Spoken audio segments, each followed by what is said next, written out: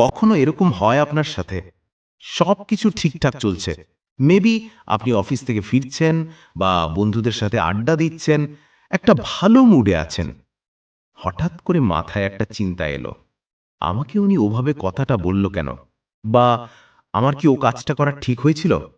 ব্যাস, ওই একটা চিন্তা আর পুরো দিনের ভালো লাগাটা যেন এক নিমিষে উড়ে গেল। ওই চিন্তাটা মাথার মধ্যে ঘুরতে থাকে, একটা থেকে আরেকটা চিন্তা আসে, আর কিছুক্ষণের মধ্যে আপনার মন খারাপ হয়ে যায়। আমাদের সবার সাথেই এটা হয়, তাই না? একটা ছোট্ট নেগেটিভ থট আমাদের পুরো দিন বা কখনো কখনো পুরো উইকটা নষ্ট করে দিতে পারে। আমরা ভাবি যে আমাদের প্রবলেমটা হলো ওই পরিস্থিতিটা বা ওই ব্যক্তিটা। আমরা ভাবি যদি শুধু ওই ঘটনাটা না ঘটতো তাহলেই হয়তো আমি ভালো থাকতাম। কিন্তু আসল প্রবলেমটা কোথায়? জোসেফ নুগুয়েন ওনার বই ডোন্ট বিলিভ এভরিথিং ইউ থিঙ্কে একটা খুব সিম্পল কিন্তু অতিশয় গুরুত্বপূর্ণ আইডিয়া নিয়ে কথা বলছেন। আইডিয়াটা হচ্ছে, আমরা যা ফিল করি সেটা কোনো পরিস্থিতির জন্য নয়, বরং ওই পরিস্থিতি নিয়ে আমরা যা ভাবি তার জন্য। পরিষ্কার করে বলি, আপনার সাথে বাইরে যা হচ্ছে সেটা আপনাকে ডাইরেক্ট কষ্ট দিচ্ছে না। ওই ঘটনাটা নিয়ে আপনার মাথার ভেতরে যে চিন্তাগুলো চলছে, ওই থিঙ্কিংটা আপনাকে কষ্ট দিচ্ছে। মানুষটা আপনাকে একটা কথা বলেছে, সেটা একটা ঘটনা, কিন্তু তারপর থেকে আপনার মাথায় চলছে, ও আমাকে অপমান করলো, ও আমাকে ছোট করলো, সবাই আমার উপর হাসছে। এই যে পরের চিন্তাগুলো, এগুলো আসল কষ্টটা ক্রিয়েট করছে।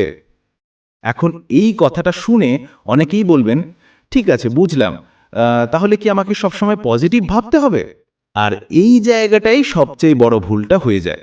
আমাদের এত বছর ধরে শেখানো হয়েছে যে নেগেটিভ চিন্তা করা খারাপ, তাই আমরা জোর করে নিজেদের মনকে বলি, না না খারাপ চিন্তা করিস না, ভালো চিন্তা কর, বি পজিটিভ। কিন্তু মন কি এভাবে কাজ করে? কখনো না। আপনি যতবার মনকে কিছু একটা করতে বাধ্য করবেন, মন তত বেশি উল্টো দিকে দৌড়বে। একটা ছোট্ট এক্সপেরিমেন্ট করুন তো এখনই। একটা লাল বাঁদরের কথা একদম ভাববেন না। কি হলো?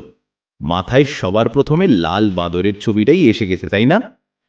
থিঙ্কিংকে জোর করে কন্ট্রোল করার চেষ্টা করা পানির স্রোতের উল্টো দিকে সাঁতার কাটার মতন। আপনি ক্লান্ত হয়ে যাবেন, কিন্তু স্রোত থমকে যাবে না। সো দ্য রিয়েল সলিউশনটা কি? জোসেফ নুগেন বলছেন, সলিউশনটা থটসগুলোকে চেঞ্জ করা নয়, বরং থটসের সাথে আমাদের যে সম্পর্ক, আমাদের যে রিলেশনশিপ, সেইটাকে চেঞ্জ করা। ভেবে দেখুন, আপনার মাথায় প্রতিদিন অলমোস্ট 60,000 থেকে 80,000 চিন্তা আসে আর চলে যায়। আপনার কোনো কন্ট্রোল আছে এর উপর? কিচ্ছু নেই। থিঙ্কিং হচ্ছে মাইন্ডের একটা ন্যাচারাল ফাংশন। যেমন আপনার হার্ট বিট করে, লাংস শ্বাস নেয়, কিডনি ব্লাড ফিল্টার করে, ঠিক তেমনি মাইন্ড থিঙ্ক করে। আপনি কি চেষ্টা করে আপনার হার্ট বিটকে থামিয়ে রাখতে পারেন? পারেন না। তাহলে থটসগুলোকে কন্ট্রোল করার এই বৃথা চেষ্টা কেন? একটা সুন্দর উপমা দেওয়া যেতে পারে। মনে করুন আপনি হচ্ছেন আকাশ, a huge endless open sky, আর আপনার চিন্তা ভাবনাগুলো হচ্ছে মেঘ। কোনো কোনো দিন আকাশ পরিষ্কার থাকে, হালকা সাদা সাদা মেঘ ঘুরে বেড়ায়, খুব ভালো লাগে দেখতে। আবার কোনো দিন পুরো আকাশ কালো ঝোড়ো মেঘে ছেয়ে যায়, বিজলি চমকায়, ঝড় বৃষ্টি হয়। কিন্তু ভেবে বলুন তো, ওই কালো মেঘ, ওই ঝড়, ওই বৃষ্টি, এগুলো কি আকাশের কোনো ক্ষতি করতে পারে? আকাশকে চিরে ফেলতে পারে বা দাগ লেগে দিতে পারে? পারে না।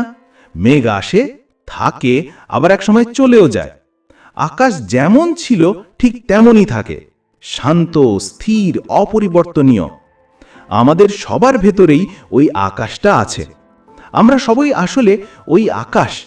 কিন্তু আমাদের প্রবলেমটা হয় তখন যখন আমরা একটা কালো মেঘকে ধরে বলি, এই মেঘটা আমি, এই ঝড়টা আমি। আমরা নিজেদের চিন্তার সাথে এত বেশি আইডেন্টিফাই করে ফেলি যে আমরা ভুলে যাই যে আমরা চিন্তাটা নই, আমরা চিন্তার দৃষ্টা। We are the sky, not the clouds. এবার ভেবে দেখুন অ্যাংজাইটির কথা। অ্যাংজাইটি কি? কিছু ফিউচারের চিন্তা, তাই তো?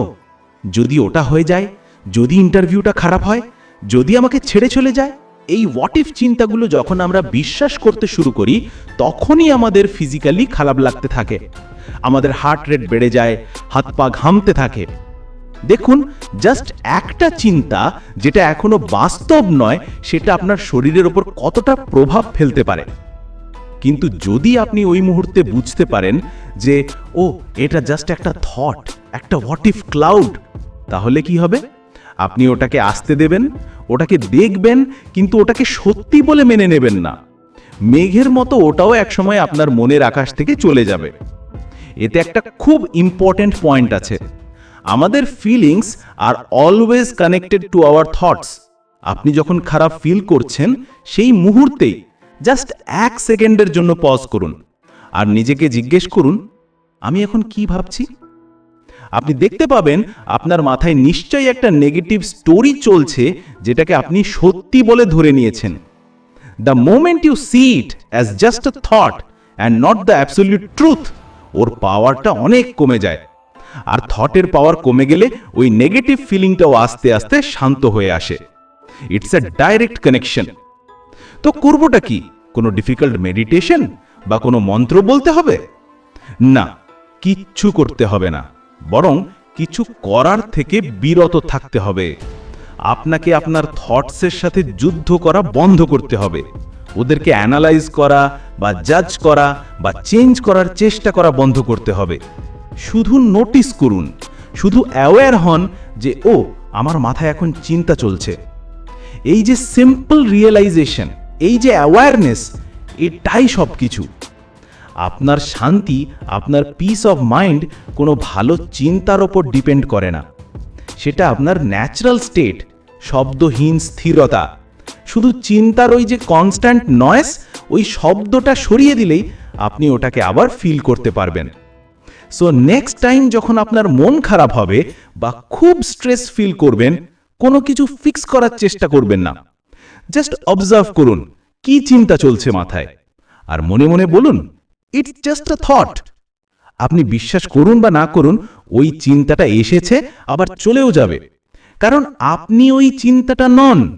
আপনি হচ্ছেন সেই শান্ত স্পেসটা যেখানে হাজার হাজার চিন্তা আসে আর যায়। আপনার ভেতরের শান্তিটা সবসময়ই আছে, জাস্ট চিন্তা ভাবনার মেঘের নিচে ঢাকা পড়ে থাকে। মেঘ সরলেই নির্মল আকাশ দেখা যাবে। খুব সিম্পল, কিন্তু লাইফ চেঞ্জিং।